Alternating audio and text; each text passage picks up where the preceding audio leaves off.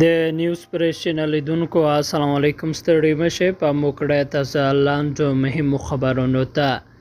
اسلامي امارت پاکتیا کې د مقاومت جبهې په نوم د فیسبوک یو کارونکی نیولی. د پاکتیا د امنیه قومندانۍ وایند عمر بدري وایي چې دغه ولایت د برېښنا ریاست اړوند یو کارکوونکی نیولی چې د مقاومت جبهې په نوم فیسبوک پاڼه جوړه کړې وه او د ډلې په ګډه فعالیت کاوه. عمر بدري زیاته کړې چې دغه کس د مرکز ګردیز ښار د رباط کلي اوسېدونکی دی. د نوموړي په وینا دغه کس د خپل اکا زوی یعنې تره زوی سره له یوې حقوقي دعوې وروسته د نوموړي په نوم د مقاومت جبهې په ملاتړ فیسبوک پاڼه جوړه کړې وه، خو پرون د امنیه قومندانۍ د تروریزم مدیریت منصبینو لخوا ونیول شو.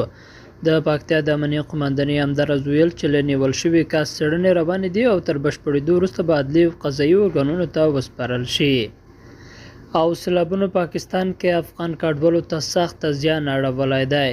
اسلام آباد کې د ملګرو ملتونو د کډوالو د عالی کمشنرۍ یا UNHCR چارواکي وایي چې په پاکستان کې وروستیو اورښتونو او سیلابونو افغان کډوال هم سخت ځپلي دي.